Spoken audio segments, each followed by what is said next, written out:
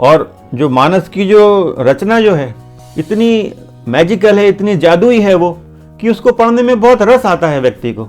जो भी व्यक्ति पढ़ रहा है मानस सुंदरकांड तो उसमें बड़ा रस है। अब लेकिन चूंकि वाल्मीकि रामायण संस्कृत में है तो संस्कृत में भी रस तो होगा, लेकिन वो चूंकि हम लोगों को संस्कृत उतनी आती नहीं है तो वो उस रस से हम लोग वंचित रह जाते हैं। लेकिन गोस्वामी तुलसीदास जी की जो मानस का जो सुंदरकांड है वो अवधी भाषा में, हिंदी भाषा में है, तो उसके रस से हम लोग उसका रस का स्वाद हम लोग ले लेते हैं, तो बड़ा आनंददायी है वो। लेकिन एक बहुत बड़ा अंतर है दोनों में। वो अंतर क्या है?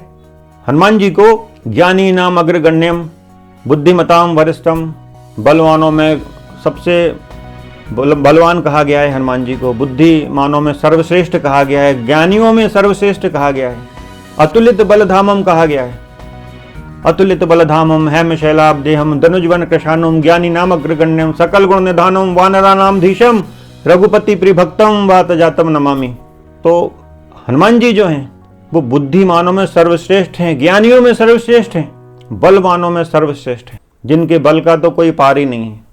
तो यदि हनुमान जी के बल का, पराक्रम का, उनके शौर्य का, उनकी बुद्धि का, उनके विवेक का, उनके चातुर्य का, ये सब यदि बारीकी से अध्ययन करना हो तो उसका एकमात्र उपाय है कि आपको वाल्मीकि रामायण का सुंदरकांड का अध्ययन करना पड़ेगा। यदि हनुमान जी के बल का, पौरुष का आपको बारीकी से अध्ययन करना है कि क्या है हनुमान, किस शक्ति का नाम है हनुमान, यदि आपको हनुमान जी को जानना है, समझना है, उनके बल, शौर्य, विवेक को समझना है, उनकी बुद्धिमत्ता को समझना है, उनकी प्लानिंग को समझना है, उनके इंटेलिजेंस को समझना है, तो उसके लिए आपको वाल्मीकि रामायण के सुंदरकांड को ही पढ़ना पड़ेगा। एक ही उपाय है, क्योंकि उसमें बड़ी बारीकी से हर बात पर चर्चा है।